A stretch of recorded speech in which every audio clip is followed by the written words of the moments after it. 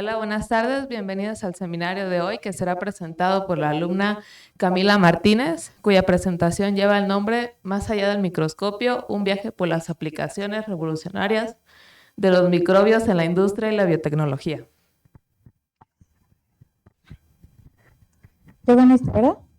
Ok, buenas tardes para todos. Gracias por estar aquí, por acompañarnos. Espero que pues en el seminario de hoy todos podamos aprender mucho. Como decía Mati, la idea de este seminario es que, como dice, más allá del microscopio, podamos dar un corto viaje por las aplicaciones y las grandes cualidades que tienen los microorganismos en la actualidad.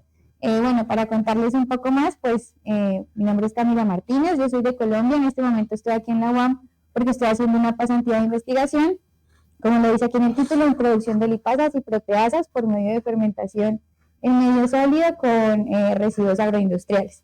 Me siento muy feliz de estar acá en esta universidad y he disfrutado mucho mi estadía. Quiero mostrarles un poquito de dónde soy. Bueno, yo nací en Bogotá, Colombia, en la capital, pero actualmente pues vivo en Bucaramanga, Santander, una ciudad increíble, en un departamento maravilloso. Quería mostrarles algunos de los lugares más emblemáticos para que si ustedes algún día van a Colombia los puedan visitar. Bueno, este es el primero, se llama el Cañón del Chicamocha. Cerca de este cañón está una de las cordilleras.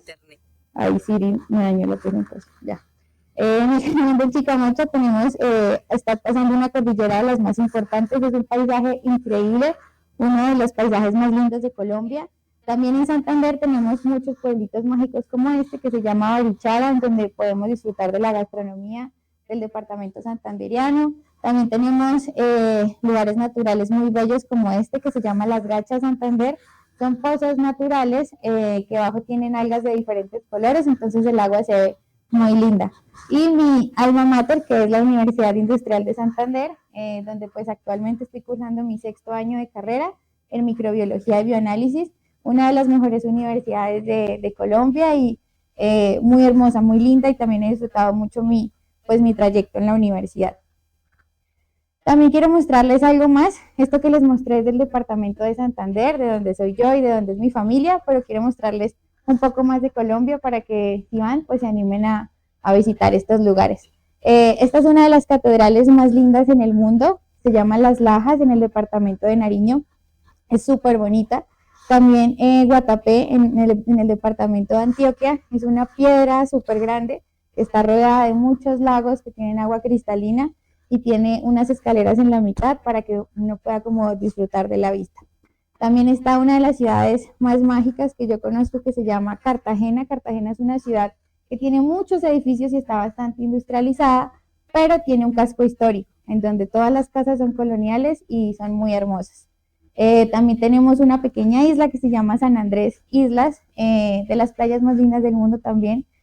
Tiene los arrecifes de coral más enriquecedores, y también un río, que se llama Caño Cristales en el departamento del Meta.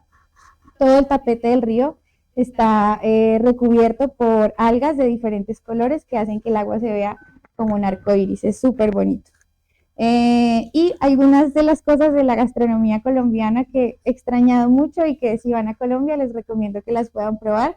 La arepa con queso, yo creo que de mis favoritas. Hace unos días tuvimos la oportunidad con mis compañeros de probarlas, yo las hice y les di a todos. También la bandeja paisa, un plato muy típico que tiene frijol, arroz, plátano maduro, también sancocho que se puede hacer con carne, con pollo, es muy rico. En Colombia las sopas son muy típicas.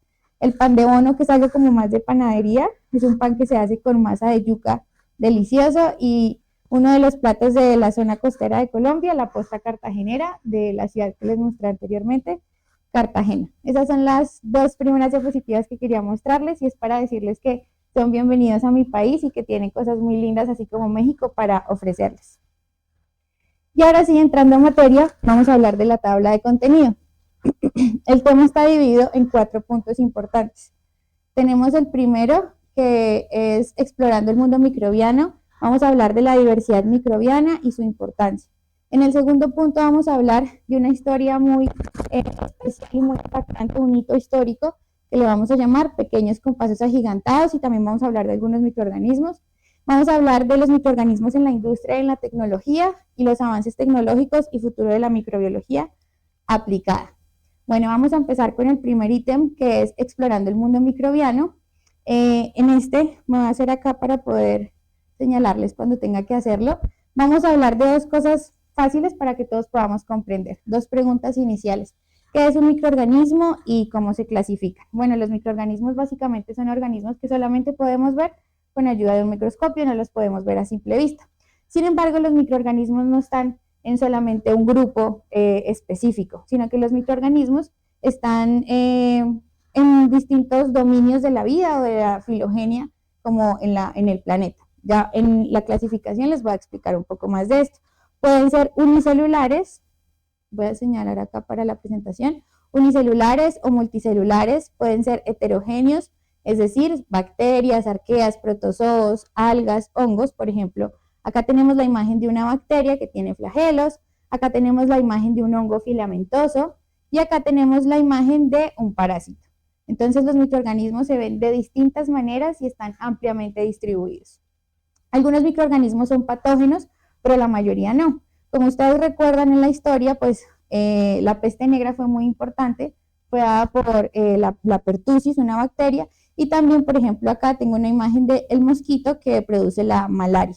La malaria es producida por un parásito que se llama plasmodium. Son simplemente datos, pero es para decirles que hay parásitos, hay bacterias, hay hongos, hay algas. También tenemos a los virus, sin embargo, los virus pues no están dentro o clasificados dentro de los organismos vivos. Ahora, ¿cómo se clasifican? Bueno, los microorganismos, como les decía, son muy interesantes porque están en todo el árbol filogenético de la vida. Podríamos pensar que solo están aquí o que solamente están aquí, en el lado de las procariotas, pero en realidad los microorganismos también están en el dominio eucario.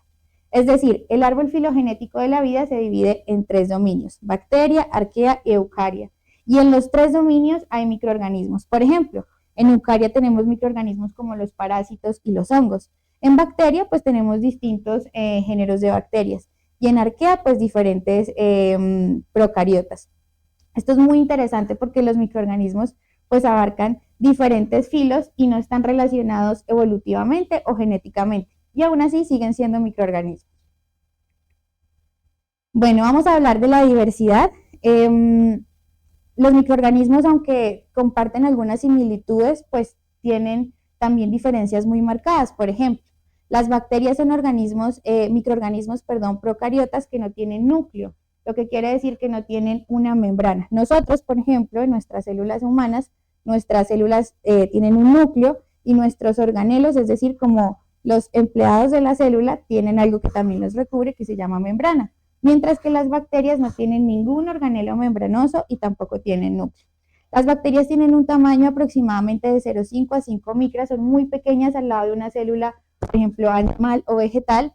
Tienen diversas formas, pueden estar en formas como cocos, bacilos, vibrios, espirilos, espiroquetas. Por ejemplo, aquí tenemos un bacilo que es multiflagelado. Más adelante les voy a mostrar imágenes de cómo se ven las otras morfologías. Son los microorganismos más abundantes en el planeta, están ampliamente distribuidos en cualquier parte donde ustedes se lo imaginen. Hay bacterias, por ejemplo, extremófilas, que están en lugares muy calientes, muy fríos, en el hielo, acidófilas, en fin, las bacterias pueden estar donde ustedes se lo imaginen. Acá tengo un dato que me pareció interesante, que es 40 millones de células bacterianas pueden estar en 1 gramo de tierra. Es decir, nuestro planeta efectivamente, la especie que más tiene o el organismo que más tiene son las bacterias. Ahora vamos a hablar un poco de los hongos. Los hongos están en un dominio diferente. Como recuerdan, hace un rato les mostré un árbol que tenía 3 grupos. Los hongos hacen parte de un grupo diferente, del dominio eucaria. En este mismo dominio estamos nosotros los seres humanos. Estos son organismos eucariotas, como les decía, y se pueden dividir en mohos, levaduras y setas. Las setas, por ejemplo, son los champiñones, los que conocemos. Las levaduras son las que se usan normalmente, por ejemplo, para la fermentación de la cerveza. Y los mohos son, digamos, cuando dejamos las naranjas, un pan por ahí que se recubre de algún hongo. El tamaño puede ser variable porque, como vemos, hay hongos que a simple vista se ven, es decir, son macroscópicos, y hay algunos que no. Son heterótrofos y quimiorganótrofos, es decir, los hongos no pueden producir su propio alimento como las plantas. Y quimiorganótrofos porque pues su fuente de energía tiene que ser una fuente que contenga carbono. estar en hábitats muy diversos. Según la ecología se pueden dividir en 4 grupos importantes, saprófitos, liquenizados, micorrizógenos y parásitos. Los saprófitos son hongos muy importantes en nuestro planeta porque se encargan de la descomposición. Es decir, si un organismo muere, un animal o inclusive una planta o las heces, los hongos son los que se encargan de la descomposición en nuestro planeta. Y es un trabajo maravilloso que hacen porque sin eso pues la vida no podría darse. Los hongos liquenizados tienen una relación de simbiosis con las algas y hacen que los ambientes puedan estar más húmedos y también propician buenas condiciones para el crecimiento pues vegetal.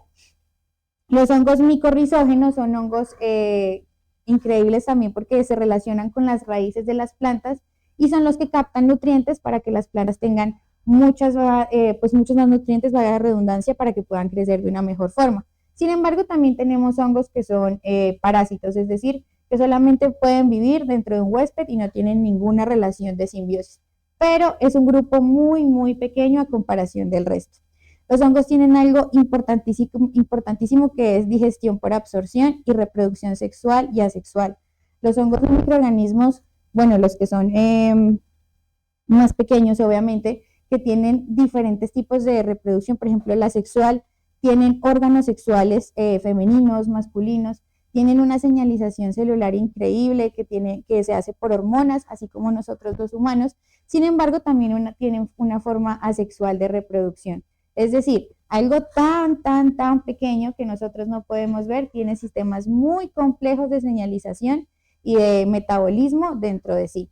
Además, hablando de la digestión por absorción, los hongos no introducen el alimento a la célula, sino que ellos secretan enzimas para que estas enzimas puedan hidrolizar los sustratos que estén fuera de la célula y luego estos pequeños sustratos pueden ingresar a su pared celular. Eso es algo muy útil para la industria, que más adelante vamos a ver por qué. También quería hablar de las microalgas y los parásitos, les quería hablar de 4, ya vimos bacterias y hongos.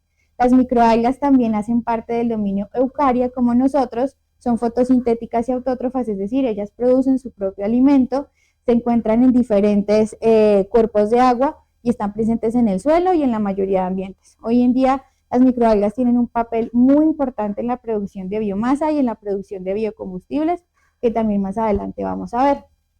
Quería ponerles este grupo que son los parásitos, y después los parásitos son un grupo que en realidad uno podría preguntarse ¿para qué? Porque vimos estos últimos 3, algas, bacterias y hongos, que tienen un potencial increíble en la industria, pero en realidad los parásitos pues simplemente su función es esa, parasitar y dañar, no tienen ninguna otra función. Entonces los microorganismos, como podemos ver, son muy variados. Los parásitos sí o sí necesitan un huésped y hay 3 clases importantes de parásitos que pueden provocar enfermedades como son los protozoos, helmintos y ectoparásitos. Esta imagen, por ejemplo, es de un parásito patógeno que se llama Giardia lamblia y que, aunque se ve muy lindo, es bastante peligroso. Ahora vamos a hablar del 4.º punto, que es la importancia. Los microorganismos cumplen un papel fundamental en la estabilidad y el equilibrio del planeta Tierra. Sin los microorganismos, la vida no podría verse como la conocemos hoy en día. Por ejemplo, las bacterias cumplen ciclos biogeoquímicos de descomposición de la materia orgánica. También fijan nitrógeno, que es importantísimo para todo el ciclo de las plantas. Sin las bacterias, las plantas no podrían tener la misma concentración de nitrógeno para su crecimiento. Además, tienen procesos de simbiosis con algunas plantas también, y lo que hacen es recaptar nutrientes y humedad para que la planta pueda estar más fuerte y más sana.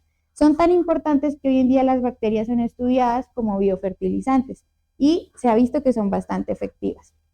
También cumplen un papel importante en la producción de alimentos y medicamentos, más adelante vamos a ver eso. Cumplen un papel importante en la bioremediación y en los procesos industriales. Como les decía, les iba a mostrar las formas más adelante. Por ejemplo, acá tenemos bacilos, son alargados, acá tenemos cocos, acá tenemos espirilos y acá tenemos bacterias helicoidales. Es decir, dentro de un solo grupo y dentro de un solo dominio también vemos que la diversidad es bastante amplia y hay mucha tela por cortar. En las microalgas cumplen muchos papeles, producción de oxígeno principalmente. Por ejemplo, en los mares los corales están recubiertos de algas que se llaman zooxantelas. que son las responsables de la mayor producción de oxígeno en los océanos. Sin estas algas, la vida en los océanos probablemente no podría darse como se da. También tenemos producción de biomasa, bioremediación. Hoy en día los microorganismos son muy usados, por ejemplo, para mitigar todos los efectos del petróleo, del crudo de petróleo, porque cumplen un papel muy importante en la bioremediación. Captura de carbono, algo que también ha sido muy estudiado, la descarbonización, y también se usan en biotecnología e industria. Hablando de los hongos, son los que mayor función cumplen en la descomposición, más que las bacterias y más que las microalgas, y cumplen papeles de simbiosis muy importantes. Por ejemplo, acá vemos estos honguitos que a veces vemos en las plantas, no son hongos liquenizados, sin embargo, se ponen en los troncos o en las hojas de las plantas y les aseguran a las plantas una mayor concentración de humedad. También tenemos las levaduras, que son ampliamente usadas en la industria alimentaria.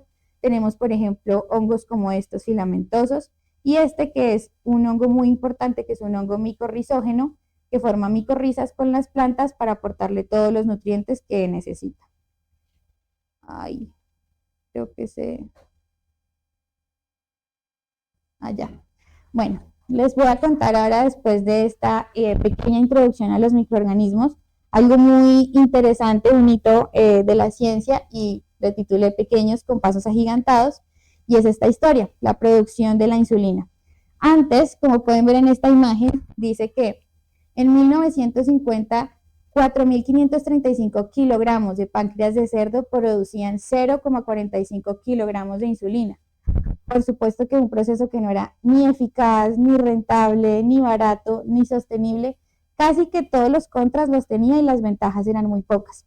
Como sabemos, la diabetes es una enfermedad muy importante, cada vez más común, y hace unos años, pues los científicos, en la búsqueda de mitigar esta enfermedad y en la producción de insulina, se utilizaban páncreas de cerdo. Nuestros páncreas producen la hormona de la insulina, pero pues obviamente se decidió utilizar animales, bovinos y porcinos, para quitarle sus páncreas, hacer un extracto enzimático, purificar la insulina y luego poder suministrársela a los pacientes. Pero no era para nada rentable. Imagínense todos los animales que tenían que morir, y además muy poco sostenible tener que criar tantos animales para simplemente tomar el páncreas. Como eran animales que se utilizaban específicamente para medios farmacéuticos, lo demás se tenía que desechar. Es decir, esa carne que quedaba del cerdo, del bovino, tenía que ser quemada.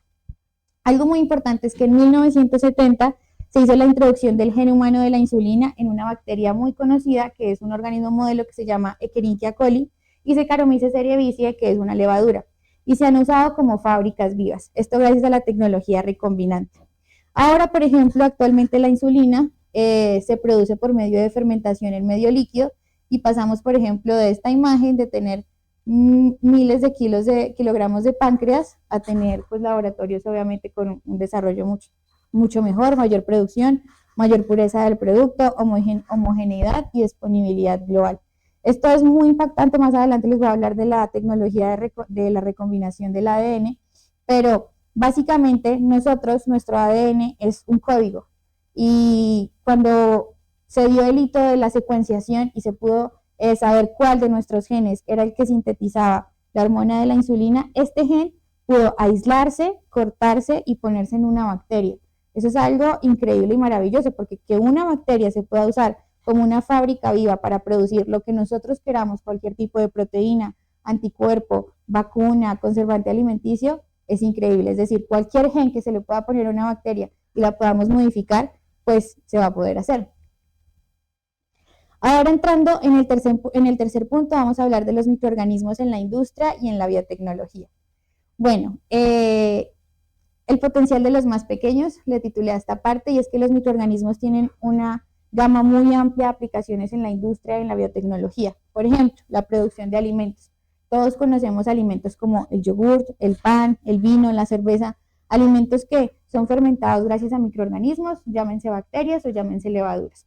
Esto pues ha hecho que los procesos de industrialización sean mucho más rápidos. Hay microorganismos que han sido ya modificados genéticamente para que su fermentación sea más rápida, más eficaz, para que los productos tengan sabores diferentes, consistencias diferentes, y esto todo gracias a la modificación genética.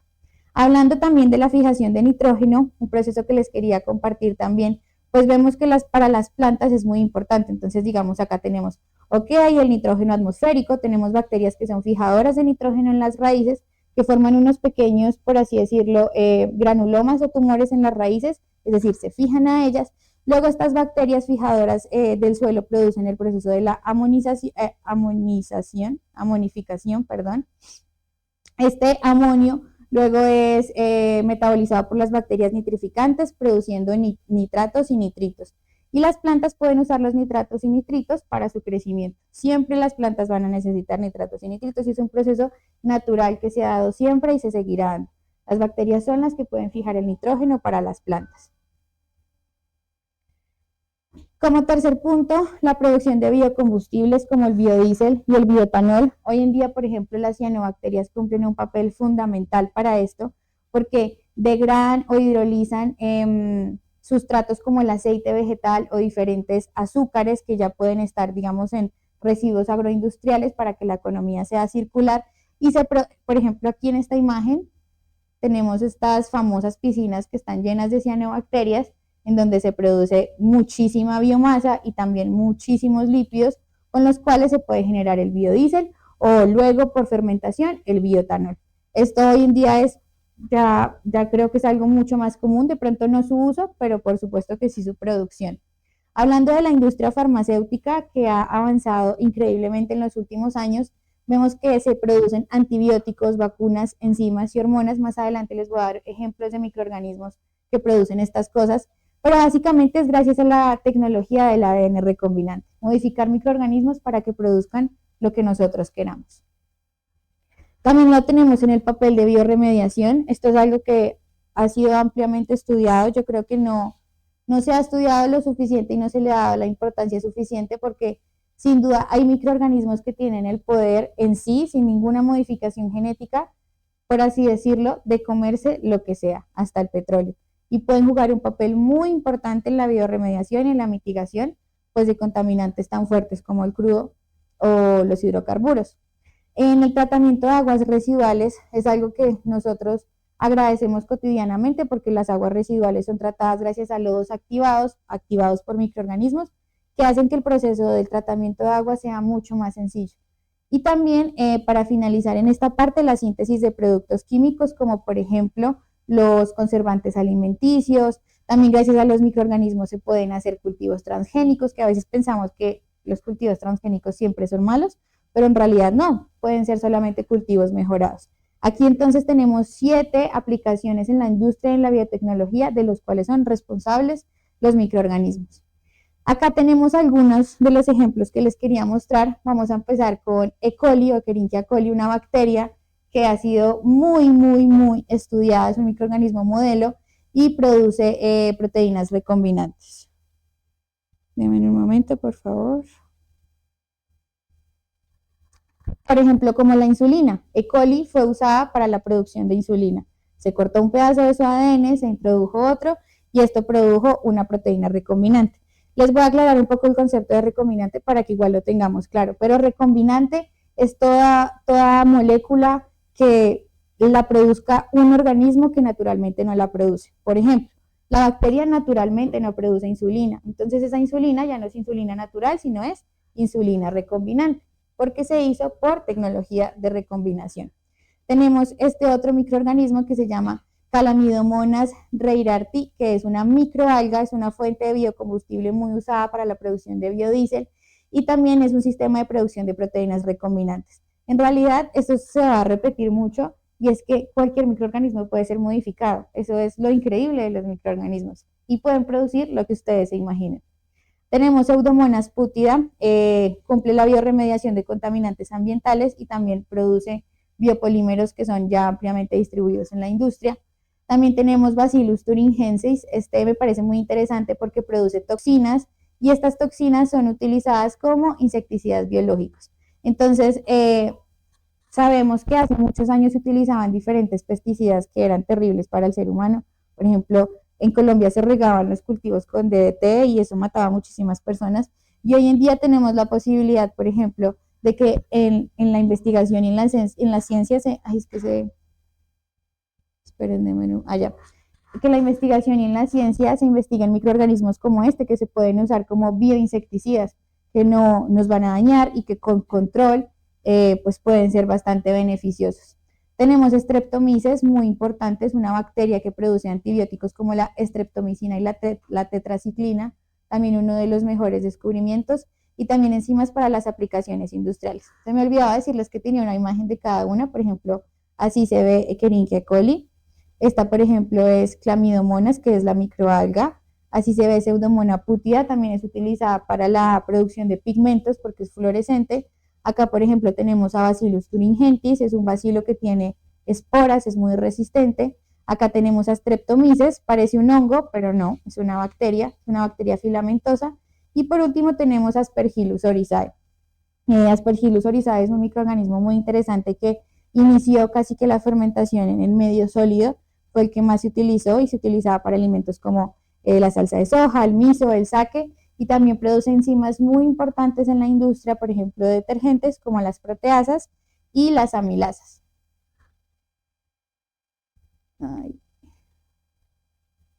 Allá. Bueno, para terminar en esta última parte vamos a hablar de los avances tecnológicos y el futuro de la microbiología aplicada, que yo realmente creo que aquí es donde apunta la ciencia porque los microorganismos definitivamente sirven para todo. Tenemos, por ejemplo, la tecnología del ADN recombinante, primera vez usada por Boyer y Cohen en 1973.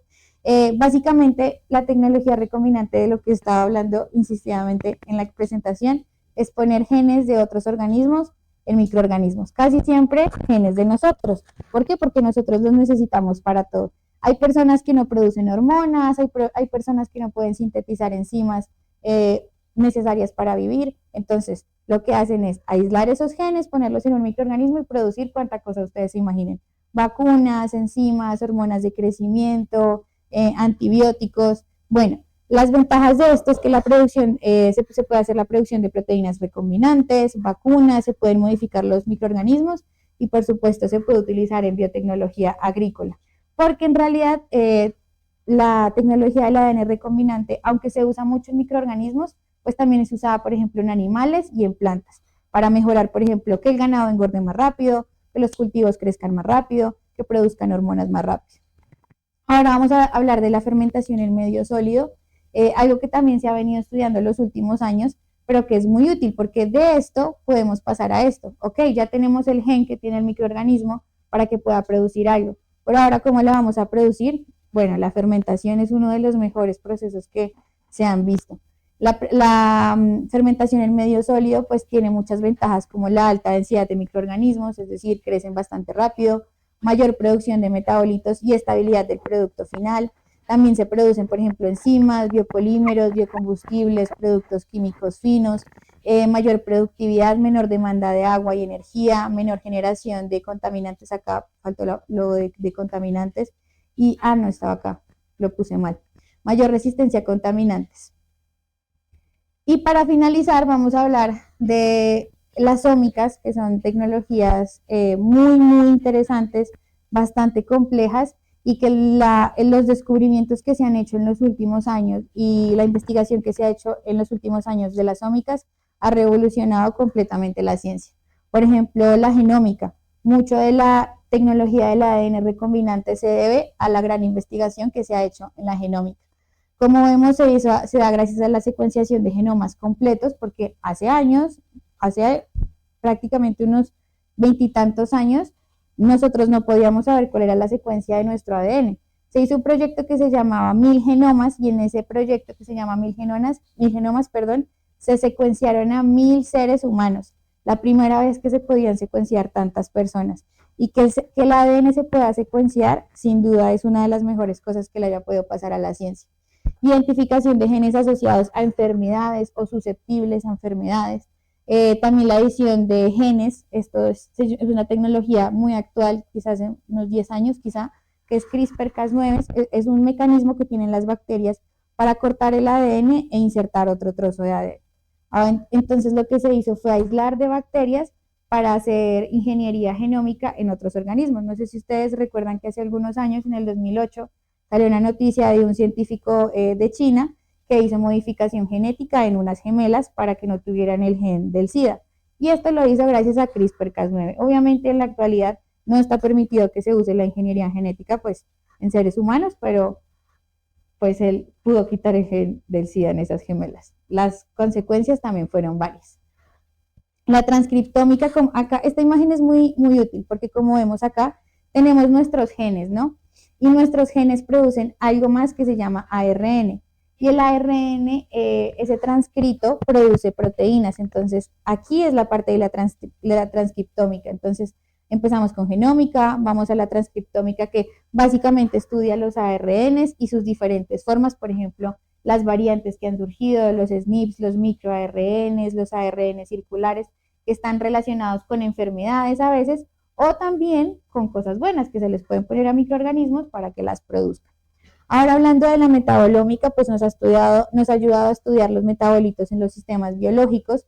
La verdad debió ir primero proteómica que metabolómica, pero bueno, ya que mejor digamos lo de proteómica, metabolómica al final. La proteómica pues estudia las proteínas que se expresan gracias a los transcritos del ARN, y pues podemos identificar las proteínas útiles y también caracterizarlas. Por ejemplo, hay muchas proteínas que son biomarcadores para muchas enfermedades o proteínas que también son biomarcadores para procesos, pues buenos, procesos biotecnológicos. Y ahora sí, hablando de la metabolómica, pues la metabolómica básicamente nos ha hecho ver toda esa dimensión de cómo los metabolitos juegan un papel importante en la industria y además cómo se producen y por qué vías, por qué rutas metabólicas. Es muy impresionante ver que, por ejemplo, los hongos que pertenecen al dominio eucaria, como nosotros, tienen ciclo de Krebs, como nosotros los seres humanos, tienen glucólisis, tienen lipólisis, es decir, estas rutas metabólicas son conservadas, es decir, vienen desde hace mucho, mucho, mucho tiempo y aún los más pequeños, los microorganismos, también las cumplen como nosotros. Acá tengo una pequeña que no se ve bien, pero quizás se alcance a ver un poco, y esto es la tecnología de CRISPR-Cas. CRISPR-Cas simplemente es un complejo de enzimas que puede romper el ADN donde quiera si se le pone una secuencia específica e insertar cualquier otra cosa, lo que sea. Es la verdad un descubrimiento muy impresionante y en realidad no es tan difícil de usar. Eso es toda la presentación, espero que la hayan disfrutado mucho y gracias pues por permitirme contarles estas cosas. Acá están las referencias que se usaron en la presentación, que igual también estaban citadas bajo cada diapositiva. Y ya no sé si tienen preguntas, dudas, alguna sugerencia.